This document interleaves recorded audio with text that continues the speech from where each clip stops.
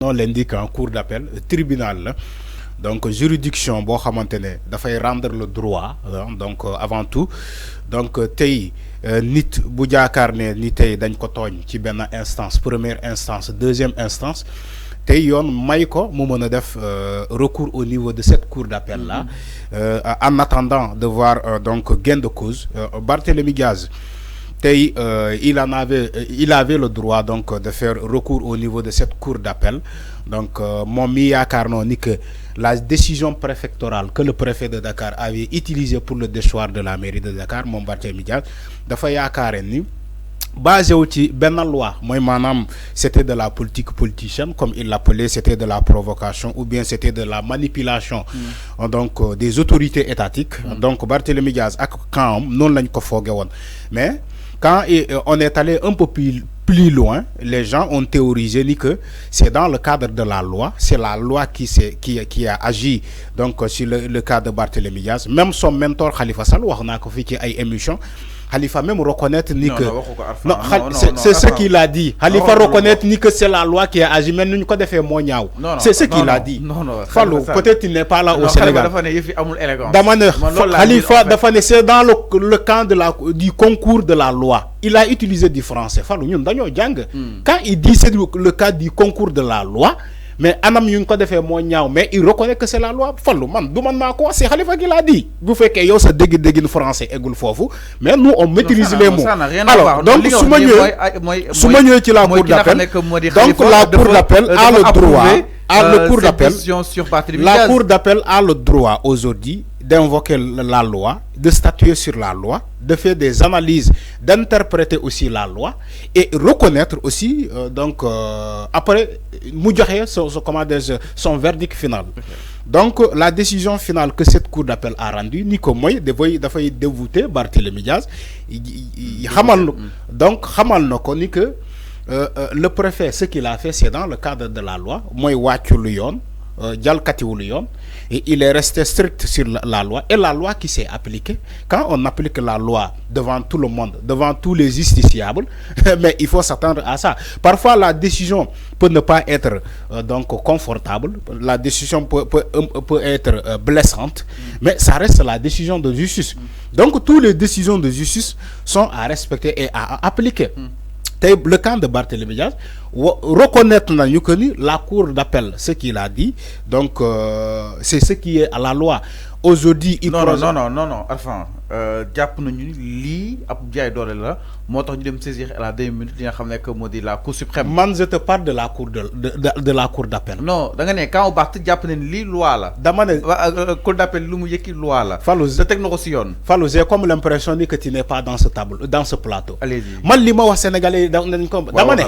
Barthélémy Diaz mi def recours au niveau de la cour d'appel. dafa yaakaar ni dañ ko tooñ mooy maanaam dañoo jalkati loi basé wuñu respecté wuñu les chartes mais bu mu demee à sa grande surprise la cour d'appel a reconnu le fait ni que le préfet la décision qu'il avait pris c'est une décision boo xamante dafa basé wu ci loi man c'est ce que j'ai dit tey le camp de Barthélémy Diaz si ils sont pas satisfaits il attaque la décision au niveau de la cour suprême voilà moo tax ma ne la il faut non da nga ne le camp de Barth d'accord nañ que ni lu de waxuma loolu dama ne la cour d'appel Fallou il faut pas me faire ce que je n'ai pas dit tu peux être un bon manipulateur mais tu ne peux pas me manipuler man ce que j'ai dit non dañuy waxtaan ci dëgg mais il faut pas ngalal ci manipulation Fallou man je suis vacciné et majeur je pèse mes mots je sais ce que je dis j'analyse bien les faits yoo xamante dama ko gëm dama ko gëstu ba mu leer ma donc il faut pas essayer de te faire mais au-delà des décisions enfin tu l'attendais venir ki nga xam ne que moo di Barthélémy Diaz peut-être ñu daal di koy li nga xam ne que moo di débouté foofu si waanu ko cour d'appel ouais mais c'est ça dama ne la cour d'appel bu naree agir dafay agir dans le cadre de la loi donc il y a une décision préfectorale le préfet c'est qui c'est une autorité administrative buy travailler sur la loi il travaille sur la loi les autorités administratives ils travaillent quand même sur des lois dañuy jëfee loi dañuy jëfee ay normes dañuy jëfee ay chartes voilà les autorités administratives c'est ce que j'ai dit aujourd'hui quand une autorité administrative prend une mesure prend un arrêté voilà quand il prend une décision dans les tribunaux, ils sont obligés de respecter les décisions. Toutefois, vous faites que cette autorité administrative, décision bu mu jël wala arrêté bu mu jël daf ko basé ci loi. Donc pour nga contrecarrer lolu da fay jafé. Da fay jafé. Lolu mo dal Barthélémy Diaz. Le préfet de Dakar dafa jël une décision basée ko ci loi. Maintenant bu fekkee da nga bëgg dindi décision préfectorale bobu, il faut que nga interpréter andi loi bi koy dindi. Wasila wa ila. Bu fekkee yow da ngay basé ci politique, décision bi mënul changer.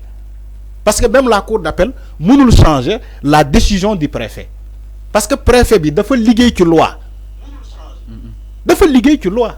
Loi la jël appliquer ko ci kaw Barthélémy Diaz. Moo tax ma ne la certes c'est dire, mais ça reste la loi.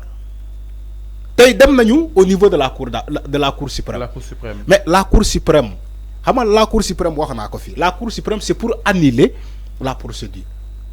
Mais c'est pas attaquer la décision. Ah bon? Oui. La cour d'appel, la cour suprême n'attaque pas la décision du préfet. Mais c'est tout simplement annuler la procédure. Vous faites que la cour suprême peut annuler la procédure. Pourquoi annuler la procédure? Barth devait reprendre ses droits à la mairie. Temporairement. En attendant qu'on aille vers un peu... Parce que cour... En attendant qu'on aille vers... Vers, comment dirais-je, la loi qui le définit. Parce que Cour suprême tay bu né da fay annuler la décision, c'est parce que la loi bu ñu utiliser du mom lañu wara utiliser. Est-ce que comprendre nga? Moy manam loi bu ñu né ni tay article bu ñu utiliser tay pour déchoir Barthélémy Diaz de la mairie. Tay cour suprême bu ko annuler, bu annuler la procédure. Moy manam pour né len que loi bi ngeen utiliser du mom ngeen wara utiliser. Wala article bi ngeen souligner du mom ngeen wara utiliser. Mais man jappuma ni que la Cour suprême mom va annuler la procédure. Li ma waxone ci cour d'appel loolu lay waxat.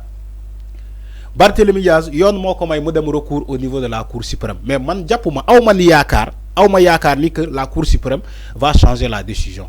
Parce que c'est la loi. Ils ont utilisé une loi. Pour nga changer lolu da fay jafé seigne bi. Ça sera très difficile pour remettre en cause la décision préfectorale. Même la Cour suprême, ça sera très difficile.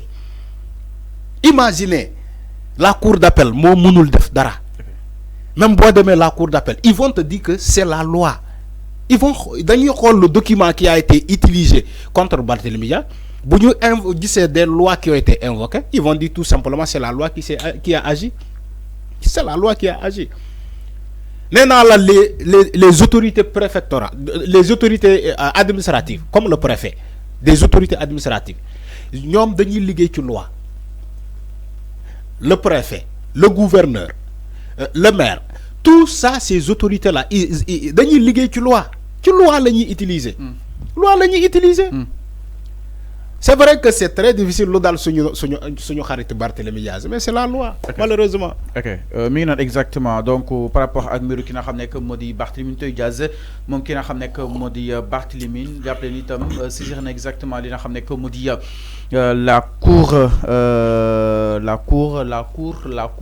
suprême pour daal di war a mën a contester li nga xam ni itam jug na jëmale si wàllu wu ni mel alors bataille si mbiru ki nga xam ne que moo di Barthélémy Diaz du côté de la région exactement Tafa donc Barth nag ne lâche pas le morceau maître Amadou Sall au nom du pôle d'avocat moom jamono ji mi ngi dafa am ki nga xam ne que moo di Barthélémy Diaz mi ngi annoncé que ni seenu client nag dinañ demat foofu seen ko cour d'appel bi mu daal di doon li nga xam ne que moo di ñaari recours bi ginnaaw benn bi nga xam ni itam déposé woon ko si kanamu yoon ak wàllu ko yoonal donc le premier pour contester la décision du préfet considérant démissionnaire en tant que kidil de la capitale et le second pour obtenir l'annulation de sa radiation à l'Assemblée nationale jàpp ne itam les échos bi nga xam ni itam moo daal di reporté boobu des informations ki nga xam ne que moo di maître Amadou Sall moom mi ngi rejeté exactement cette décision bi nga xam ni itam jóge na foofu sur ko cour d'appel dénoncer l'acte préfectoral fatal à son mandat d'édile.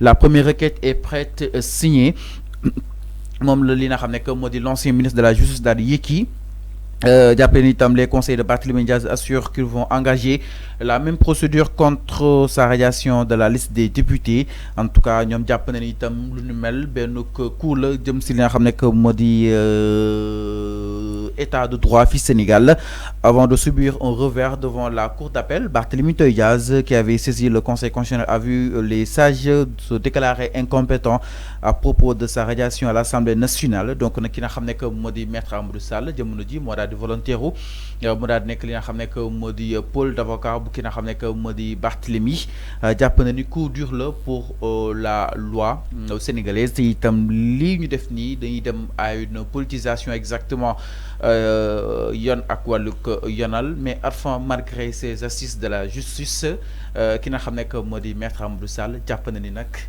suñu maytuwul di leen dëkk soit la politisation exactement des affaires politiques naka la ko daal di jàngati Arfan. oui xam nga nit. des affaires judiciaires.